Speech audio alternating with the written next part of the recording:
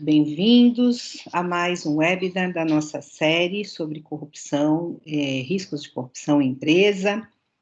Esse webinar hoje falará sobre a identificação de riscos de corrupção público-privada. Meu nome é Liliane Cristina Segura, eu sou a professora do programa de pós-graduação em Controladoria e Finanças Empresariais, que abriga o mestrado e doutorado profissional da Universidade Presbiteriana Mackenzie. Esse webinar, ele faz parte do nosso projeto de corrupção entre as empresas e o governo, financiado pela Atlas Network, abrigado no Centro de Mackenzie de Liberdade Econômica. Os pesquisadores fazem parte do mestrado e doutorado profissional em Controladoria e Finanças Empresariais e também do mestrado profissional em Economia e Mercados. Esse evento está sendo transmitido também pelo Facebook, vai ficar disponível nas páginas do Centro de Liberdade Econômica e também do mestrado e doutorado profissional de Controladoria e Finanças Empresariais. Os antigos webinars que nós fizemos no semestre passado também estão disponíveis, então se vocês tiverem interesse em assistir os webinars que já foram feitos, a gente tem uma série de 5 webinars, eles estão disponíveis nas nossas páginas e vale a pena assistir. A disciplina de Corporate Governance and Fraud Prevention é uma disciplina que trata do tema de governança, prevenção de fraudes e compliance dentro do mestrado de Controladoria e Finanças Empresariais. Se alguém tiver interesse em fazer essa disciplina para o semestre que vem, essa disciplina é aberta para matrículas não vinculadas ao curso e você pode enviar um e-mail para conte.pos@mackenzie.com.br. Eu vou colocar depois esse e-mail disponível no chat. Também chama atenção para o nosso mestrado e doutorado profissional. Nos mestrados profissionais, nós temos o mestrado de administração de empresas, de administração de economia de negócios, de economia e mercados e de controladoria e finanças empresariais, do qual eu faço parte. Se alguém tiver interesse também, pode me contatar pelo chat, que eu posso dar algumas informações. Neste webinar, a gente vai abordar o tema de identificação de risco de corrupção nas empresas privadas. Eu vou apresentar agora o Diego Lima, o mestre em controladoria pelo nosso programa. O trabalho dele foi sobre esse tema. Ele fez pós-graduação em gestão de riscos e compliance, ele é administrador e contador. Ele trabalha há 12 anos com prevenção, detecção, investigação e resposta à fraude, com ampla experiência na identificação de risco de fraude e corrupção e avaliação de programas de integridade e anticorrupção. Durante o programa de mestrado, ele se dedicou ao estudo de um modelo de identificação de riscos de corrupção público-privada que considerasse como base as teorias de generalização das fraudes corporativas. Atualmente, ele é parte do time de investigações internas da Global Embraer S.A., onde, além de atuar como investigador interno, auxilia na identificação e aplicação das melhores práticas em investigações internas. Diego, seja muito bem-vindo. A gente está ansioso para ouvir você falar. Esse webinar também está sendo gravado, também vai ficar disponível. O Diego vai fazer a apresentação dele e, ao final, nós vamos abrir para perguntas. Quem quiser já fazer as perguntas, eu sei que tem muitas perguntas no final dos webinars, quem quiser já deixar as perguntas no chat, depois eu gerencio isso depois da apresentação dele. Diego, a palavra é sua. Tá certo, obrigado, professora Liliane, pela apresentação. Queria agradecer pelo convite em ser parte dessa ação que está sendo promovida pelo Centro Mackenzie de Liberdade Econômica, né? Só administrar um pouco as expectativas sobre o que eu espero falar hoje, né? Então, a ideia é, como a professora mencionou, falar um pouco sobre como eu apliquei, né, por meio de um modelo, as teorias de fraude, né? Então, eu vou iniciar a nossa conversa aqui falando um pouco sobre quais são as teorias de fraude existentes, né, e a evolução dessas teorias.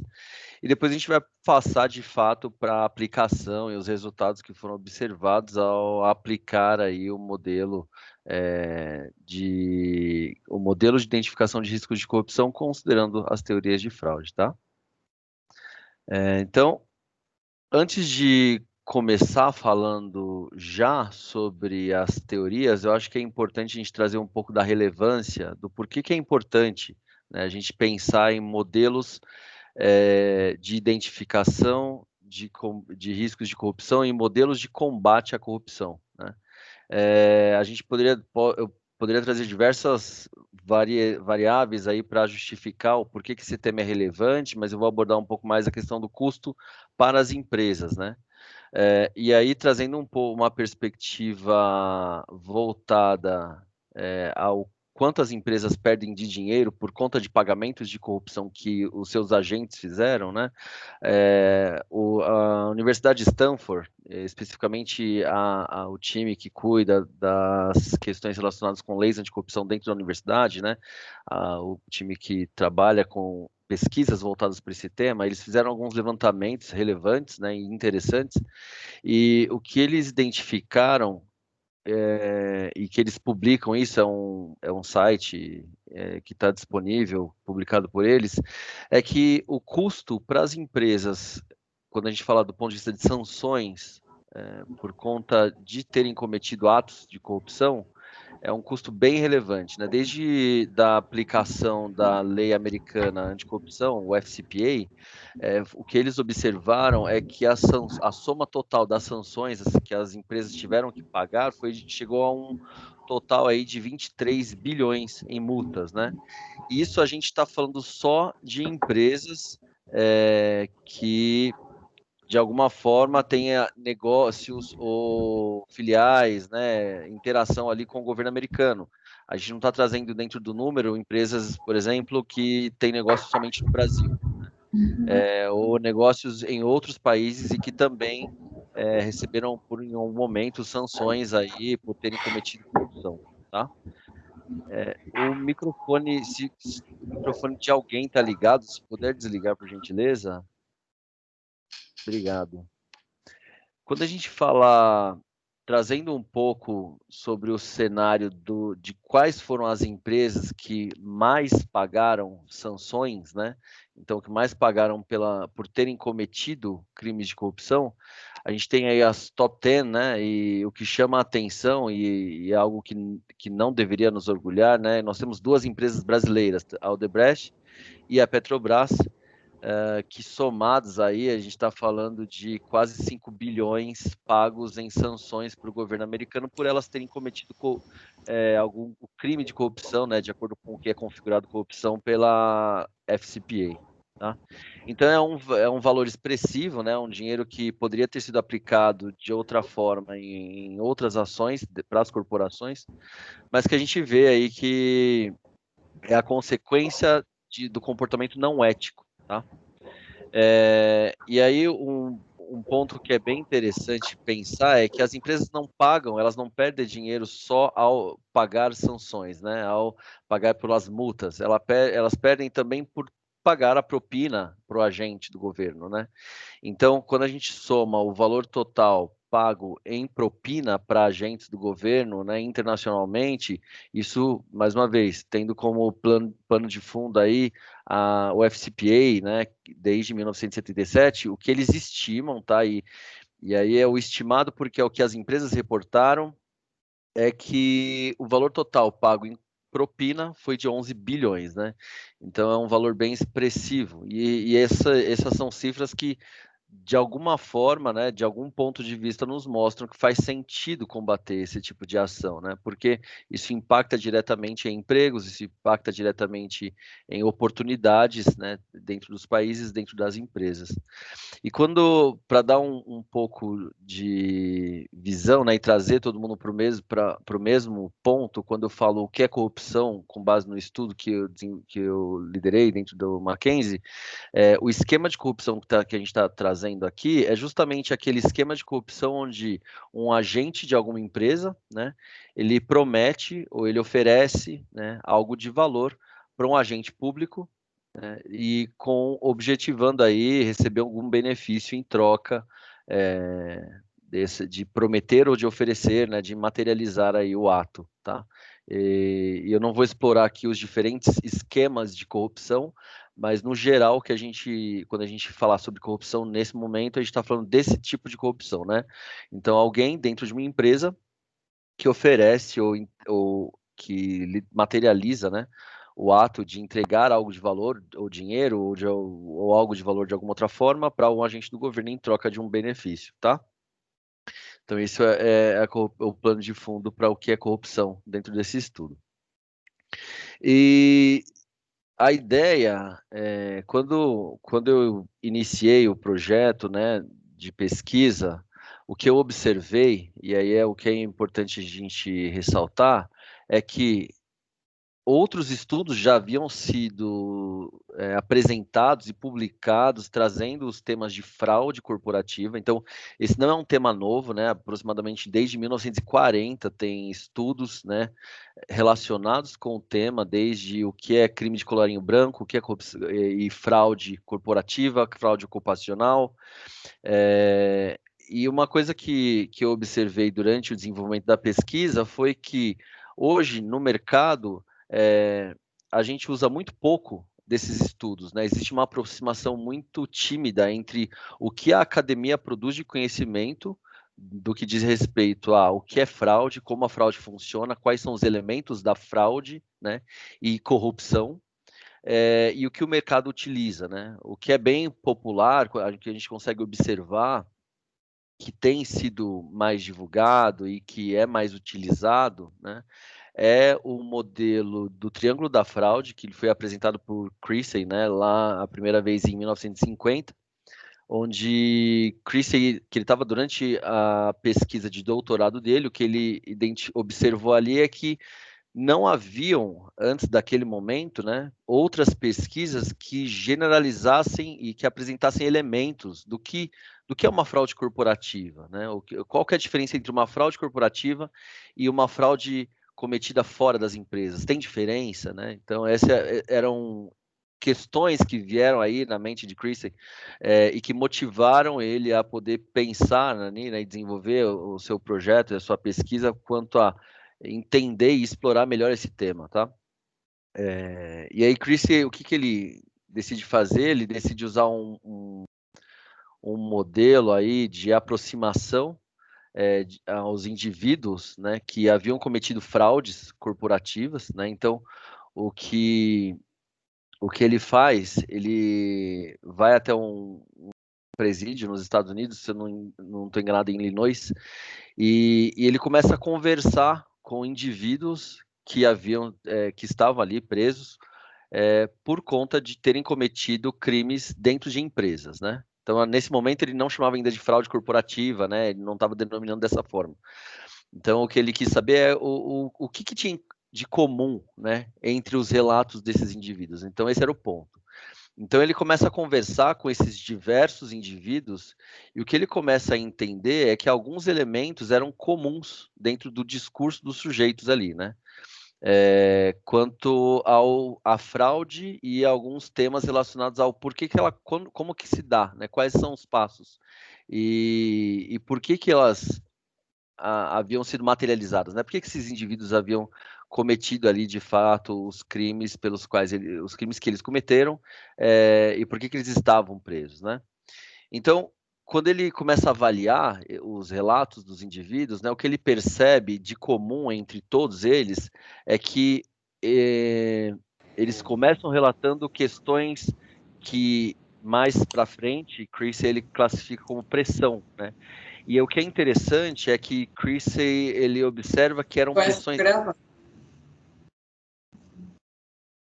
Pessoal, microfone, por favor.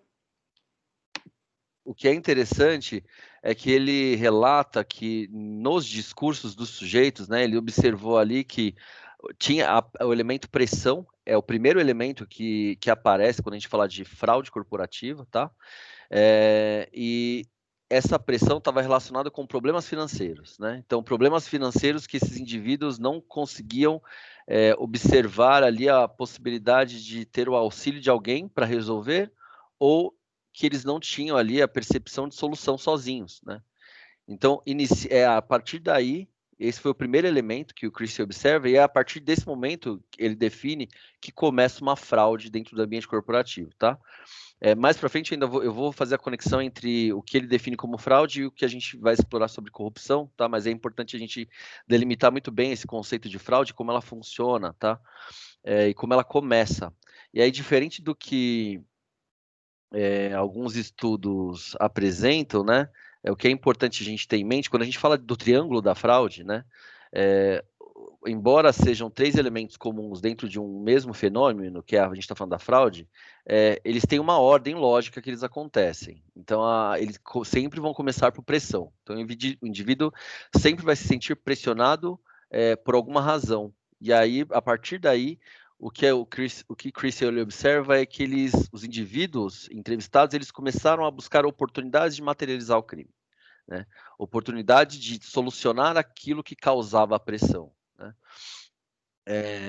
Dentro das empresas onde eles estavam inseridos, né? E o terceiro elemento que ele observa dentro dos estudos é a racionalização.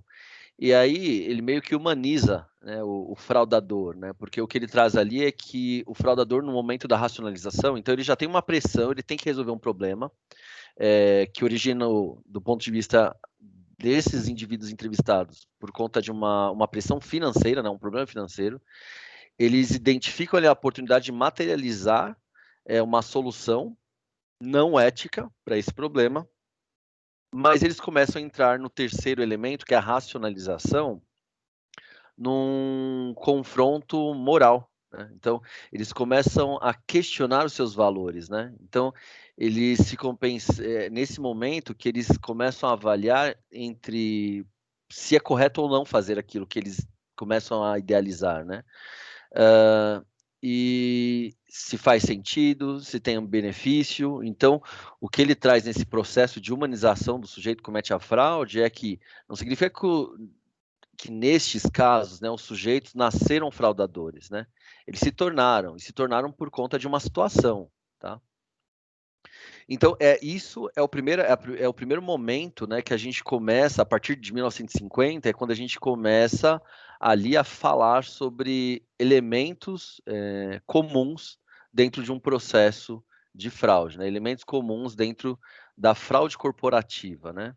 E aí, só um parênteses, em 1940, tinha sido feita uma divisão entre o que era fraude corporativa e o que era fraudes e crimes de rua, né, entre parênteses, mas aqui é quando a gente começa a sistematizar o fenômeno, tá?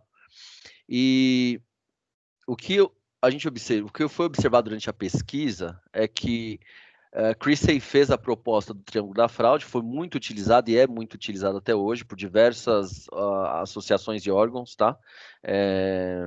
Mas não ficou por aí, né? Quando a gente começa a avaliar o que tem sido publicado e outros estudos relacionados ao tema, o que se observa é que existem outras evoluções, né? E uma evolução do Triângulo da Fraude é o que em 2004 é chamado do Diamante da Fraude, né? Esse é um modelo que foi proposto por Wolff e Hermanson, quando esses pesquisadores eles também trabalhavam com fraude, com crimes, né, investigando crimes corporativos, isso antes de 2004. E aí um parênteses, Christie ele desenvolve o modelo dele durante o doutorado em criminologia, tá? Então, são indivíduos que estão inseridos dentro da ciência neste campo específico, tá? E o Wolff e Hermanson, o que eles observam é que, além dos 3 elementos que tinham sido propostos ali por Christie, durante investigações que eles foram fazendo e durante entrevistas de fraudadores das investigações, eles entendem que um quarto elemento aparece dentro do discurso dos sujeitos, né? Que é a capacidade. Então, o que eles dizem quando eles publicam, e aí, no artigo que eles chamam de fraud diamond, né? Então, considerando um quarto elemento de fraude, o que eles apresentam ali no contexto é que não adianta o indivíduo ter uma pressão, um motivo para cometer a fraude, identificar a oportunidade de materializar isso, questionar os seus valores, mas se ele não for capaz, né, e aí esse capaz estar apto a materializar o crime que ele está imaginando, isso não vai acontecer, né? Então, a fraude não vai ser materializada. Então, não basta só os 3 elementos, tá? E mais para frente, isso já em 2016, um período recente agora, um pesquisador brasileiro, Santos, né, que também é um profissional que investiga casos de corrupção há um tempo, e que também se valia dos modelos aí propostos anteriormente pelos antigos pesquisadores, ele, ao entrevistar fraudadores, o que ele percebe no momento das entrevistas é que não bastava só ter o quarto elemento proposto ali no diamante da fraude, mas que o discurso dos sujeitos apresentava um quinto elemento, que era a disposição. Então, o que ele traz aí, quando ele fala de disposição, o que ele conceitua como disposição, era como se fosse a coragem em cometer a fraude, né?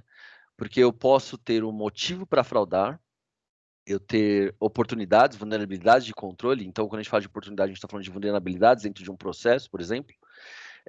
Eu racionalizar os meus valores morais e éticos para que, não, eu tenho que cometer essa fraude porque, não sei, eu ganho mal, né? Porque eu estou numa pandemia, porque eu estou em crise, né? Por exemplo. Ele ter a capacidade de cometer, mas se ele não estiver disposto a correr riscos, né, da consequência desse ato, ele não vai materializar, né? Então, o que o Santos ele observa é que esse é o quinto elemento, começou a aparecer no discurso dos sujeitos, né? E o que é interessante, ele chama o pentágono da fraude, aparece dentro também da pesquisa de doutorado do Santos, e aí ele propõe ali como título modelo preditivo de fraude ocupacional nas organizações, né?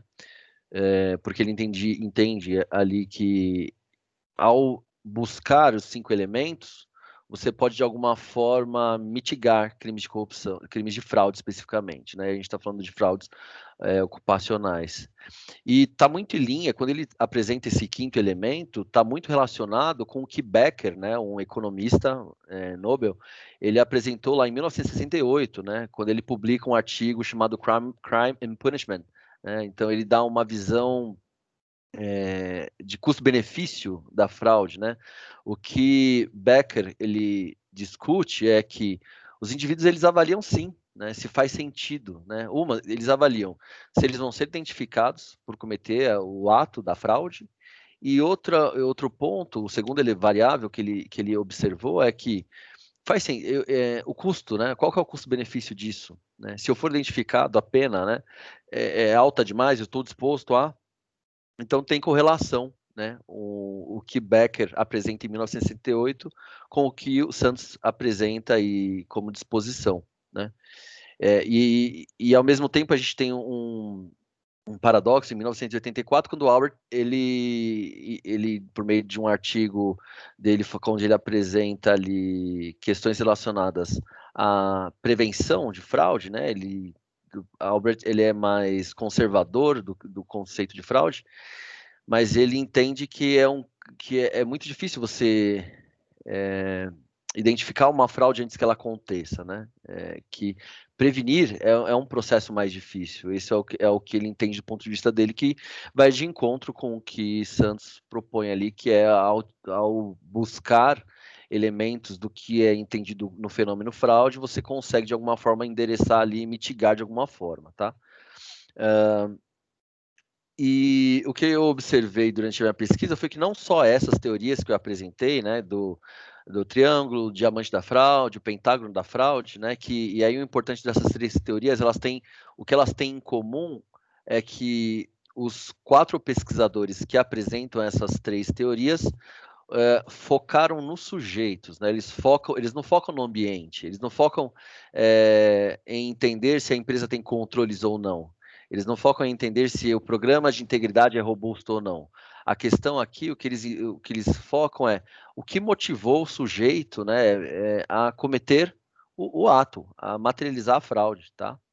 E mais para frente, outras pesquisas também foram publicadas, né, e que outras que trouxeram essas questões, né? Até eu recomendo, para quem quiser entender um pouco sobre a evolução, né, das teorias de fraude, eu recomendo aí um artigo do Dorminy, de 2012, onde eles fizeram esse levantamento, né, eles fizeram uma pesquisa bem robusta para entender o que estava sendo publicado, né, o que estava sendo estudado sobre fraude do ponto de vista corporativo, tá? Então, avançando um pouco e fazendo uma correlação com a minha pesquisa, né? O que eu entendi ali e o que me motivou a avançar na minha pesquisa foi que essas teorias, né, e especificamente quando eu falo do diamante da fraude e o pentágono da fraude, elas não estavam sendo utilizadas, exploradas dentro de modelos de identificação de riscos de corrupção, né? E aí, uma vez que corrupção é uma fraude, é um tipo de fraude, né? E considerando que o fenômeno fraude, né, ele começou a ser generalizado de alguma forma, ou seja, começaram a ser mapeados os elementos do que significa esse fenômeno.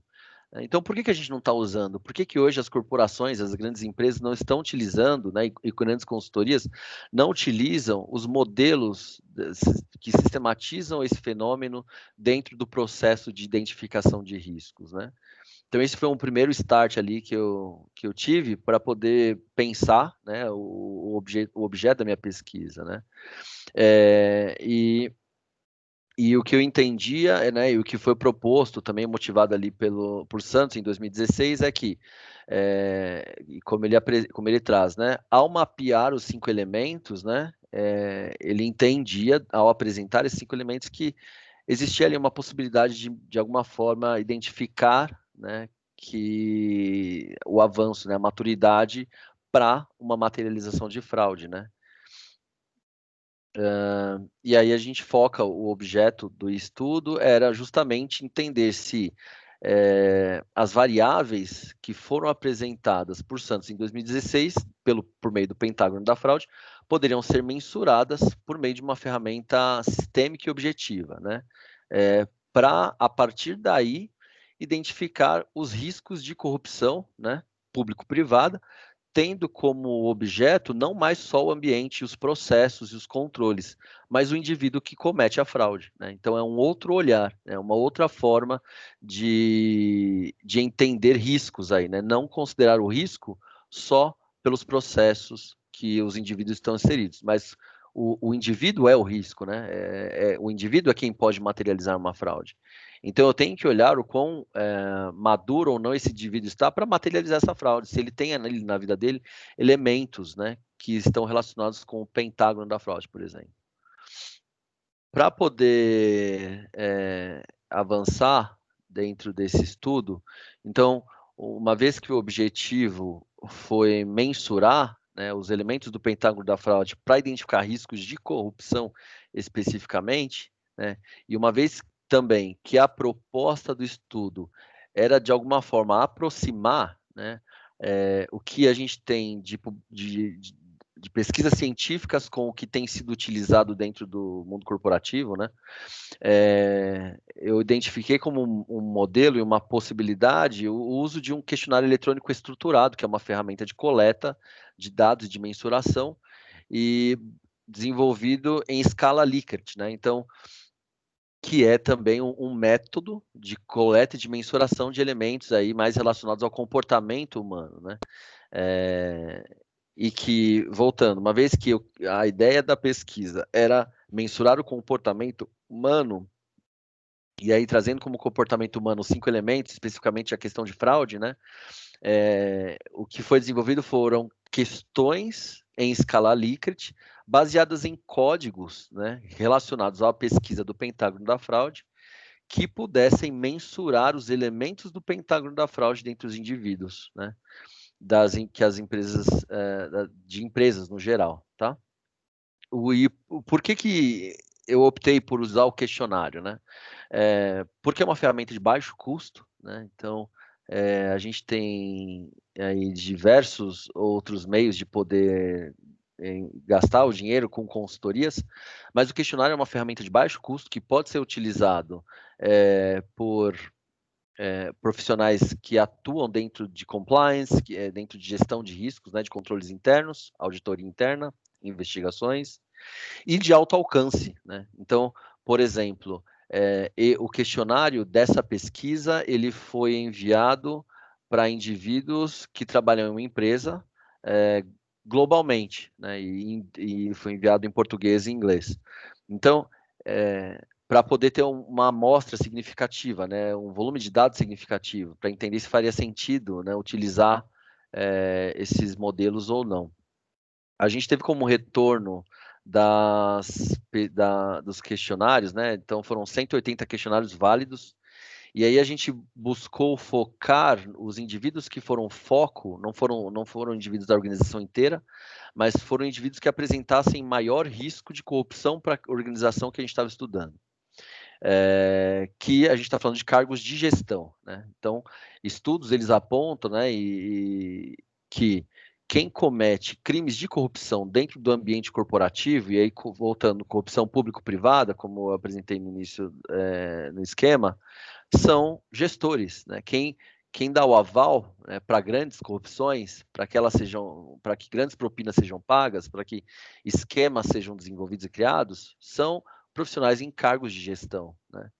Então, por isso que a gente focou ali nos 180 indivíduos, né? Porque esses são 180 indivíduos que, na nossa pesquisa, estavam em posição de gestão, né? Depois dessa coleta dos dados, né, o que a gente fez foi validar, do ponto de vista estatístico, essa amostra, né, para entender se ela fazia sentido ou não, se os dados eles apresentavam ali resultados relevantes ou não, né? E a gente explorou um pouco das questões descritivas desses dados, né, para entender o que é relevante de resultado dentro do dado e o que a gente observou que pode ser utilizado por profissionais de gestão de riscos, por exemplo, né? E aí um ponto que é importante trazer, na hora de desenvolver o questionário, a gente não aplicou o questionário pensando somente nos elementos do pentágono da fraude, né? Mas a gente aplicou também questões que pudessem mensurar ali, dentre os indivíduos, as variáveis de Becker, né? Porque Becker, o que ele observou é que antes de uma pessoa cometer um crime, né? Antes de um indivíduo materializar um crime, o que ele pensa é se ele vai ser pego por cometer esse crime, né? Então é o primeiro raciocínio que ele faz, né? E em seguida o que ele avalia é se eu for pego, né? A consequência é alta ou não, né? Estou disposto, que é mais uma vez correlacionado ao pentágono. Então, as questões foram voltadas em cima disso. E a gente desenvolve ali, para poder validar cientificamente o estudo, uma análise fatorial, né? Agrupamos esses dados e identificamos fatores, né? Que também vão poder ser utilizados dentro de um processo de identificação de riscos, tá? Quando a gente fala dos resultados específicos da pesquisa, tá? E aí são resultados que eventualmente podem ser utilizados por profissionais de compliance, né? Por profissionais de gestão de riscos, por profissionais que atuam dentro dessa área específica, tá? É que 90% dos indivíduos que responderam ao questionário, né, que nós estamos mensurando, o primeiro dado que aparece ali é que eles estão inseridos em países que representam maior risco de corrupção, né? E aí a gente utilizou como parâmetro o Índice da Transparência Internacional, que avalia, né, essa percepção de corrupção dentro dos países, né? Então, países que tinham maior incidência, né, maior ocorrência, maior percepção de corrupção, são justamente os países onde esses indivíduos que responderam ao questionário estavam inseridos, e é o que já é um ponto de atenção, né, já é um red flag, né, significa que 90% dos meus gestores estão inseridos em países de risco, né, então a minha empresa está inserida em países de risco, então eu preciso ter mais cuidado, eu preciso ter mais atenção, né. Um segundo dado que a gente observou é que 22% dos indivíduos dessa empresa estavam em cargos de gestão, né, cargos de maior risco, e aí é importante ressaltar esse ponto que para este crime específico, que é corrupção público-privada, né, eu não estou falando de corrupção onde um funcionário da empresa aceita receber propina de um fornecedor para beneficiar ele num bid, por exemplo. Aqui a corrupção é a empresa pagando propina para agentes do governo para se beneficiar de alguma forma, tá? Então, 22% dos cargos são cargos que representam risco, né, do ponto de vista de corrupção. 84% possuem mais de 5 anos, né, dos indivíduos avaliados, o que também é um fator de risco de corrupção. Quanto mais tempo o indivíduo tem, mais ele conhece da empresa, das vulnerabilidades, né, e das consequências que os atos dele podem representar para aquela organização. 74% estão na faixa etária de risco de fraude, e isso é um dado bem importante, porque a gente pensou, uma vez que o nosso objeto de pesquisa são indivíduos, o comportamento humano, então é todo mundo que comete fraude, todos os gestores de todas as idades, né? Então, ali não, né? Então, o ponto é, gestores mais velhos estão cometendo mais fraudes, né? Então, 74% dos líderes desta organização que nós estudamos, eles são de uma faixa etária que representa o maior risco de fraude. E 99% possuem uma formação de risco, né? E aí, o que a gente observa aí? Que esse ponto da formação de risco está muito atrelado também com a capacidade de materializar, né? O indivíduo conseguir raciocinar como que ele vai materializar o ato, né? Então, esses dados começam a se corroborar e a se conectar, né, com os elementos do Pentágono, né? E aí, o que é importante dizer não significa que todo mundo nesta empresa irá começar a pagar corrupção, a cometer corrupção, né? Pagando propina ou cometendo corrupção de outros meios. Mas os indivíduos aí estão em posição de risco, né? São indivíduos que representam um risco de alguma forma. Mas o que é o que é fato e que é importante a gente ponderar é pensar assim, que a maioria de profissionais em cargos de gestão, né, e quando eu falo não de startups, por exemplo, mas de corporações, de empresas que têm mais uma tradição aí, né, são profissionais que de alguma forma vão estar correlacionados dentro do que a gente chama de perfil do fraudador, tá? E quando a gente começa a avaliar, então, esse gráfico ele mostra o nível da maturidade de cada um dos elementos do pentágono da fraude dentro dos profissionais de gestão daquela empresa estudada. O que a gente entende aí é que quando a gente olha pressão, né, então se esses indivíduos, né, estão se sentindo pressionados de alguma forma, né, se tem algum elemento na vida pessoal deles que pode ser entendido como pressão, né? Então a gente está numa posição ali quase que neutra, embora neutro não é muito a palavra aqui, mas como de 0 a 5 sendo o máximo, foi 3,3 o elemento pressão. Então, nesse momento, os meus indivíduos, né, desta empresa não estão tão maduros dentro desse elemento, ou seja, eles não estão evoluindo para iniciar o processo de pressão, né? Mas, como isso é um número estatístico, né, significa que alguém ali sim evoluiu para isso, né? Por isso que o número ele traz aí para 3,3, né? Então, existe sim algum indivíduo, né, ou um grupo de indivíduos que precisam de mais atenção, né? E aí o que é importante que, ao trabalhar dados desta forma, o que a gente consegue observar é quem são esses indivíduos, né? Então, os dados eles possibilitam fazer essa pergunta e identificar essa resposta, tá? E aí, quando a gente começa a avançar para os outros elementos, né, por exemplo, racionalização, os indivíduos estão com 3,8 ali de racionalização, ou seja, de alguma forma existem elementos de racionalizar os seus valores morais e éticos, né? E aí o que é importante seria explorar um pouco mais desse elemento, né? Entender que tipo de valores de fato estão sendo questionados e por quê, né? A pesquisa não se propôs a entender o porquê desse valor apresentar esse número, né? A ideia era entender se era possível mensurar e o que vinha de informação dessa mensuração, mas para um departamento que começa a fazer esse mapeamento, é uma pergunta que precisa ser explorada, né? Quem que está racionalizando? O que está sendo racionalizado? Né? Quais são os valores? São valores que a empresa, valores muito importantes para essa corporação? Né? Então, o ideal é que os meus profissionais não racionalizem esses valores, né? Quando a gente olha para oportunidades, então os indivíduos enxergam que a empresa possui, de alguma forma, os controles não são tão bem estruturados, né? Então, e oportunidade, que é importante dizer, oportunidade não é só controle, tá? Eu posso ter controles, né? A gente colocar entre parênteses robustos, né? Mas se eu sou um indivíduo que conheço muito bem dos processos, eu posso, e tenho uma intenção ali muito forte para cometer uma fraude, né? Um crime, eu vou identificar meios, né? Então, eles entendem ali, né, que o que traz também, eles entendem ali que existe a oportunidade com 4.2, né, de média estatística, e o que é interessante pensar disso, na hora que a gente for explorar um pouco mais esse elemento da oportunidade, é que os indivíduos, eles entendem dos processos internos, eles estão tão envolvidos que eles entendem o que pode ser melhorado, né? E aí, isso, às vezes, o que eles julgam, né, como oportunidade, talvez seja só um elemento de melhoria para o processo dele, né? Talvez aquela vulnerabilidade que ele enxerga não vai permitir que ele materialize o pagamento de propina, por exemplo, para agentes do governo. Do ponto de vista de capacidade, todos estão capazes, né?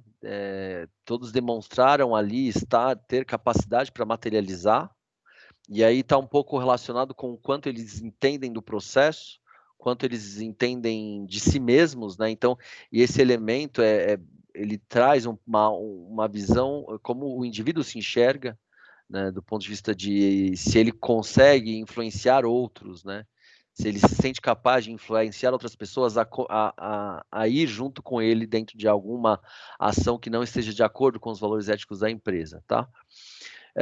E aí um outro elemento que não apresentou grandes variáveis, um percentual muito alto, é a disposição, né? Embora tenha tudo isso, né? Nem todos os indivíduos estavam dispostos aí a cometer o crime de corrupção, tá? E aí um parênteses que é importante trazer e que justifica um pouco dos números aqui, o que foi mensurado, né? São percepções de pessoas, né? Como as pessoas se enxergam e enxergam o ambiente que elas estão inseridas, né? Embora seja uma pesquisa quantitativa, né? Tem aí um viés um pouco qualitativo, né? Da pesquisa. E essa empresa é uma empresa que já esteve envolvida em escândalos de corrupção, né? Então, a percepção dos indivíduos estarem mais sensíveis aos elementos da fraude pode ser consequência de essa empresa no passado ter sido envolvida em escândalos de corrupção, né? Então, eles estão mais atentos e mais críticos, né? E isso pode justificar o percentual de resposta, né? Então, o que a gente traz aí de ponderação quando a gente olha os números é que eu consigo sim mensurar os 5 elementos apresentados ali nas teorias da evolução da fraude, mas eu preciso ponderar esses elementos, né? Eu preciso entender o quão sensíveis os indivíduos estão, né? Que ambiente que essa empresa está inserida, se ela já teve casos de corrupção no passado, né? Porque tudo isso vai influenciar no como os indivíduos respondem aos questionários, por exemplo, nesse caso, e vai influenciar no nível de maturidade, né? Da materialização dos elementos de fraude, tá? Além dos 5 elementos, né, avaliados, durante os testes estatísticos, a gente avalia ali 11 variáveis, né? Então, que são também uma opção, né, para que profissionais de gestão de riscos e compliance possam abordar de uma forma mais ampla, né, e de mensurar de uma forma mais ampla os elementos que representam riscos de corrupção dentro do ambiente corporativo, né? Então, por exemplo, a ideia é a exposição a situações de perigo de corrupção, né? E aí risco e perigo são coisas diferentes, tá? E esse é um elemento que é importante ser mensurado, né? O quanto os meus indivíduos estão expostos a o que eu considero ali, como eu vou categorizar como riscos, tá? Riscos, não, perigo. A influência externa que o indivíduo recebe, como ele recebe essa influência, né? Que aí está relacionado um pouco com o que é pressão, né? Porque os indivíduos não são só pressionados, apesar de Chris ele apresentar no seu estudo que os indivíduos são pressionados por questões econômicas financeiras, né? O indivíduo pode estar sendo pressionado para pagar a propina, por exemplo, para um agente do governo, pelos seus gestores, né? De alguma forma, sim, vai estar correlacionado com questões financeiras, porque o indivíduo não quer perder o emprego, mas não literal, né? O terceiro fator é o conhecimento dos pontos de melhorias e processos internos, né? Então, esse é um terceiro fator, uma terceira variável que para ser ponderada. Percepção do compliance interno e autonomia, então como ele vê o departamento de compliance, como ele vê as políticas de compliance, o apetite pessoal ao risco, né? E aí, quando a gente fala de apetite, tem que ter um cuidado com essa palavra, porque apetite ao risco é um pouco subjetivo, né? Essa questão, mas é o quanto o indivíduo está disponível a correr riscos, né? E o quanto ele consegue convencer outros a seguir, a fazer aquilo que ele está disponível, né? Que ele se propõe a credibilidade no sistema jurídico e regulatório. Então, como o indivíduo enxerga isso, né? Do ponto de vista, se eu for identificado, eu vou ser preso ou não, né? Nada vai acontecer comigo. Então, isso foi um dado que a gente observou, né, que os indivíduos avaliam, né, quando a gente está pensando ali em vou pagar ou não propina, vou cometer ou não corrupção público-privada, né, percepção das ações disciplinares. Então, se a ação, e aí são coisas diferentes, né, uma coisa é eu ser punido pelo governo, outra coisa é ser punido pela minha empresa, né, então, as ações disciplinares aqui, elas são rígidas, né, ou não, né? Se não, isso vai influenciar na tomada de decisão do indivíduo, né? Como ele justifica o pagamento da corrupção, né? E se faz sentido ou não, por exemplo, durante o estudo que a gente observou é que ao acompanhar o relato de uma pessoa que fez uma delação premiada, o que ela justifica é que se ela não tivesse negociado e pago ali a corrupção, pessoas da empresa dela perderiam o emprego, né? Então, ele meio que trouxe ali como fator da justificativa da corrupção algo que manter empregos, né? Manter famílias, né? O nono fator, a nona variável, é o julgamento de valor para o pagamento de propina, né? Então, não, às vezes o valor é baixo, né? Então, poxa, putz, isso aqui não vai fazer diferença, né? A empresa não vai ser condenada por crime de corrupção por eu estar pagando esse valor aqui, né? Então, esse é um fator relevante de se avaliar também. A frequência de reuniões necessárias com agentes públicos, então, e aqui a gente está falando de o quanto o nível de interação com agentes públicos, literal, porque o agente público, dentro da pesquisa, o que a gente observou é que ele está relacionado a um elemento de perigo, né? Perigo por quê? Porque é ele que pode ou ser o agente de corrupção passiva ali, né? De receber a propina em si, ou o pagamento de corrupção, ou a corrupção independente do esquema que vai ser aplicado, tá? E a credibilidade dos controles internos frente às atividades que são executadas na empresa, né? Então, os controles são robustos, né? O indivíduo entende isso, que controles são robustos. E aí são 11 variáveis, né? 11 elementos que podem ser, ao invés de eu explorar e mensurar os elementos do pentágono da fraude, que pode gerar ali interpretações mais complexas, talvez, para quem não está tão familiarizado com a teoria e o conceito, a gente pode então explorar, se não os 5 elementos, explorar então as 11 variáveis, né? Os 11 fatores aí que podem levar à materialização de fraude dentro do ambiente corporativo, tá? Além disso, né, o que entende ali, o que fica, né, de outras possibilidades para essa questão, né, de aplicar teorias, né, trazer a academia para o ambiente corporativo, especificamente no combate à corrupção público-privada, né? Então, é pensar em outros modelos de coleta de dados, né? Então, não só um questionário estruturado, um Likert pode ser utilizado, mas também entrevistas estruturadas, né? Ou semi-estruturadas, mas aí pensar o quanto de eu realizar essa entrevista, né, vai impactar na resposta do indivíduo, né? Então, isso é um fator a se pensar, né? Um fator de ponderar em futuras pesquisas, né? Aplicar, de fato, as 11 variáveis de risco de corrupção, né, como objeto de mensuração dentre os indivíduos, né? Desenvolver ações que enderecem principalmente o elemento pressão. Então, uma vez que a fraude começa, de acordo com o que Creasy apresenta, com a pressão, né? Então, o que a gente pode trazer aí é que se eu não tenho pressão para cometer a fraude, eu não vou cometer a fraude, né? De acordo com o que ele estabelece, né? De acordo com o que as teorias definem como pressão, tá? Então, o que pode se pensar e aí para futuros estudos, é pensar o que é pressão, o que foi entendido como códigos de pressão, né, explorando um pouco mais esse fenômeno no discurso de indivíduos que cometeram crimes de corrupção especificamente, né, porque os estudos de fraude, eles não estão avaliando só indivíduos que cometeram atos de corrupção público-privada, né, eles avaliam indivíduos que cometeram corrupção ocupacional, que é uma outra lógica de corrupção, e outros tipos de fraudes também, né? Dentro do ambiente corporativo. Então, que danam ou a empresa danando outros, né? Então, pensar, entender um pouco do que é o que é entendido como pressão, né? O que é esse elemento, né?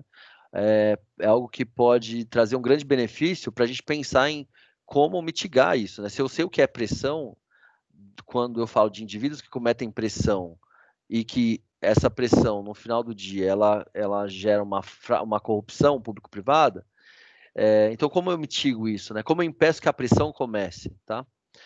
Ampliar o conhecimento relacionado com as características de cada um dos elementos, voltados especificamente para o que é corrupção público-privada, não só aqui não só a pressão, né, não explorar só esse elemento de pressão, mas desenvolver pesquisas que estudem os outros 5, né, os outros 4, na verdade. E desenvolver estudos qualitativos, holísticos, né, que explorem o fenômeno corrupção público-privada, né, dentre os executivos aí de empresas condenados por crime de corrupção. E aí sair um pouco do que a gente entende como estudos quantitativos, né? E coletar um pouco dos benefícios que um estudo qualitativo, né? Que traria uma visão holística, né? Do contexto e uma sensibilidade mais descritiva, né? Do fenômeno quanto ao indivíduo, né? Então, desenvolver estudos que tenham esse ponto de vista, tá? Bom, espero... Então, esse foi isso, a apresentação. Eu agora estou aberto aí aos questionamentos, mas espero ter transmitido a mensagem do propósito do estudo e que a gente possa começar a aproximar um pouco mais o que tem sido produzido quando a gente fala do que é do ponto de vista científico, né? Para o que as empresas utilizam no ambiente corporativo, tá?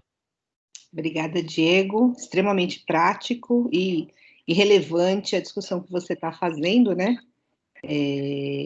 Para as empresas, né? E para os nossos estudos. Eu tenho algumas perguntas, a gente não vai ter muito tempo, porque a gente já está batendo 8 horas.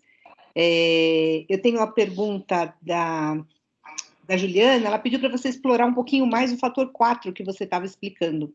Se você quiser voltar à sua apresentação.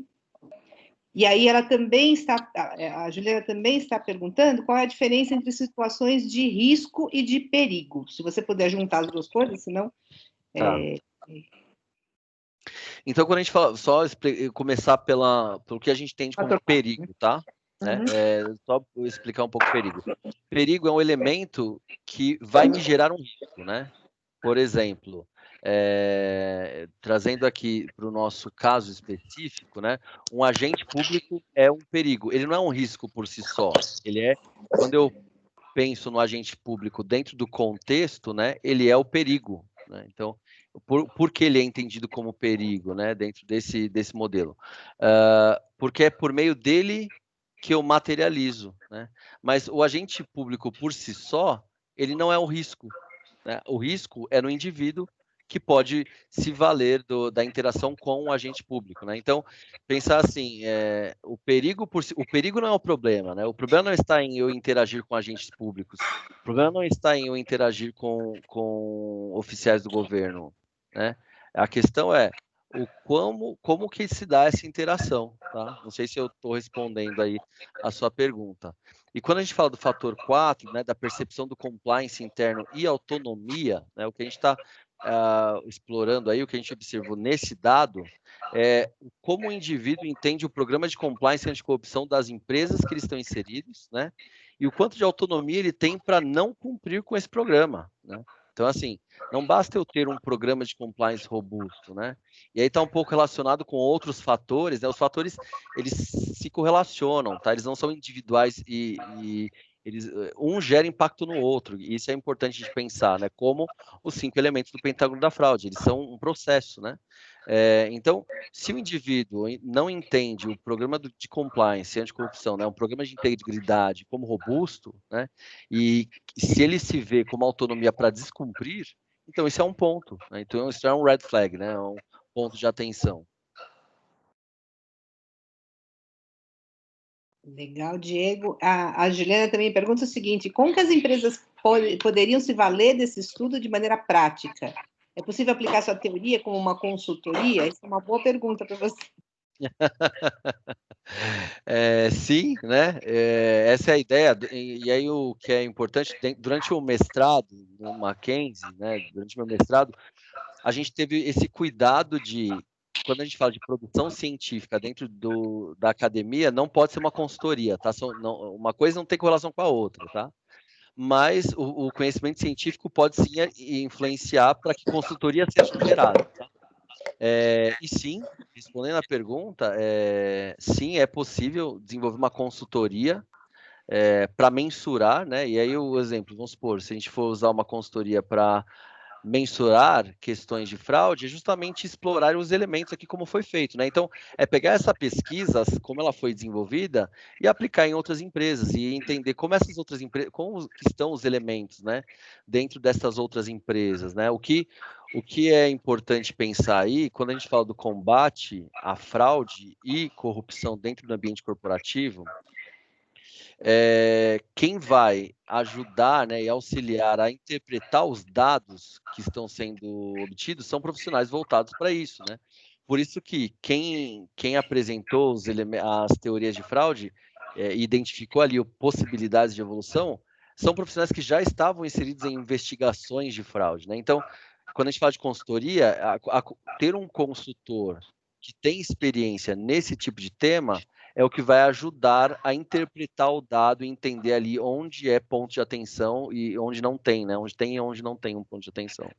É fundamental para você já chegar com essa premissa, né? Porque é difícil quando você entra na empresa, você não tem ideia de onde eu vou buscar essas informações de fraude. Quando você já tem uma pesquisa, quando você já tem uma... E assim, uma pesquisa no Brasil que traga os nossos costumes e a nossa percepção, a percepção dos nossos gestores em relação ao que a gente entende, né, como dentro do pentágono da fraude, você já tem alguns elementos em que você pode buscar.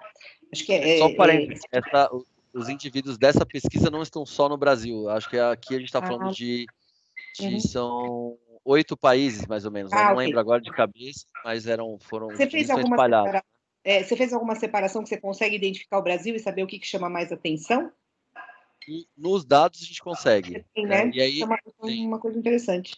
Os dados é possível, sim, o exemplo, explorar especificamente um país, né?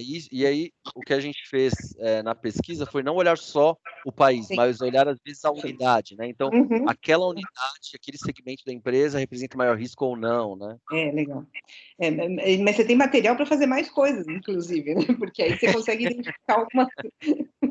Vamos trabalhar em cima disso, que eu acho que você ainda consegue trabalhar, porque a minha percepção do que eu conheço é que, assim, que a cultura e o país em que ele está inserido também influencia na percepção das pessoas em relação a cometer a fraude ou não, né? Você tem uma boa uma boa base aí que pode ser explorada. Eu acho que não parou aí, não. Você vai ter muita coisa para fazer. Dá para explorar muita coisa dessa base.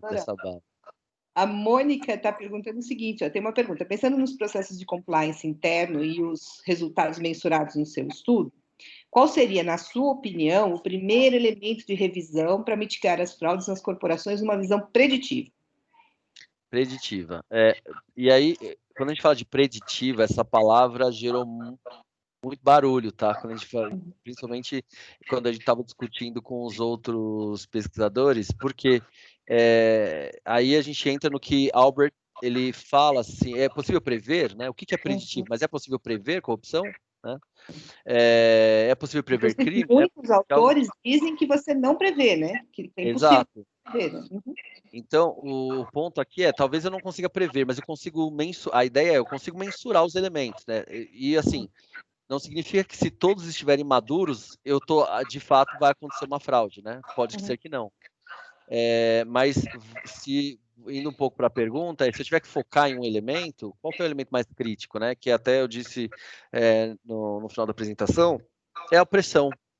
Então, por incrível que pareça, né? Se os meus indivíduos, né, eles não têm um motivo, e a pressão está relacionada com motivo. Se eu não tenho um motivo para cometer uma fraude, eu não vou cometer uma fraude. Esse é o ponto, né? A não ser que eu tenha uma patologia, né, que justifique isso, né? Mas voltando para o que Chris ele humaniza o fraudador, né, corporativo, e ele diz que assim a pessoa não está fazendo porque ela quer. Ela tem um problema, né? Ela tem um motivo que influencia ela a fazer isso, né? Então, pressão é o primeiro elemento, né? Então, os indivíduos, né? E aí pensar, né? Diversas formas quando a gente fala de pressão. Os profissionais da minha empresa, eles são bem remunerados, né?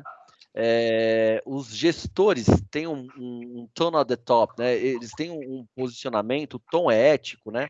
Ou eles estão pressionando para resultados, né? E aí o que é de se pensar, o que a gente já sabe nos estudos é que ambientes de crise influenciam para aumento de fraudes, né? Então, pensar agora, os gestores estão pressionando os meus profissionais para terem melhores resultados, porque porque essa pressão dos gestores pode gerar uma fraude do indivíduo, né? Às vezes o indivíduo está bem na vida dele, mas os gestores estão pressionando para resultado, então ele vai ter que materializar de alguma forma ali, né? Como eu já vi casos assim, né? Às vezes a pessoa não tinha nenhum problema na vida dela, mas por conta de ter pressões de metas, né? Os KPIs influenciaram para que o indivíduo aí materializasse a fraude dentro do ambiente. Você acha que nós estamos no momento em que as fraudes podem aumentar?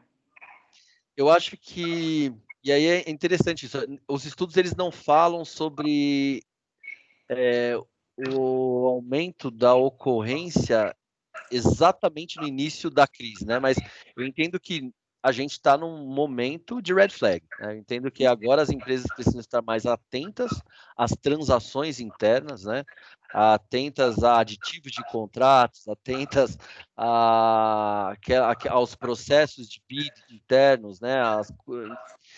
Porque o momento é sensível, né? A gente tem muitas pessoas sendo pressionadas para ter resultados, né? Porque o sistema que a gente vive, trazendo uma correlação com o capitalismo, as empresas existem para lucro, né? E aí, uma vez que eu preciso ter lucro, mas eu estou inserido numa crise, como é que eu faço isso, né? Que mágica que eu vou fazer para que eu traga aquilo que o acionista espera de resultado, tá? E o Tone of the Top lidera essa intenção, né? A Juliana também está falando o seguinte, olha, pressão por resultado é parte integrante do negócio. É mesmo. Esse elemento é inevitável. O problema é como você faz isso, né? É de que forma, o Tone of the Top, como é que você toca essa pressão para o resultado sem que você faça com que as pessoas cometam fraude, né? Exatamente. E ela também comenta o ambiente, o programa de integridade, autonomia, a percepção das consequências, porque a consciência da consequência das pessoas, do que vai acontecer se ela sair da linha, né, também é uma informação importante, né, levar, né. Muito bem, Diego, obrigada pelas suas pela sua palestra, obrigada pelo seu trabalho. Acho que você ainda tem um banco de dados aí bom para explorar ainda. Acho que tem muita coisa legal para a gente entender. Obrigada ao pessoal que participou. Quem não assinou a lista de presença ainda, ela está aí no chat para que vocês possam assinar e receber o certificado da palestra, tá? Aguardem, a gente vai ter outras séries de webinars.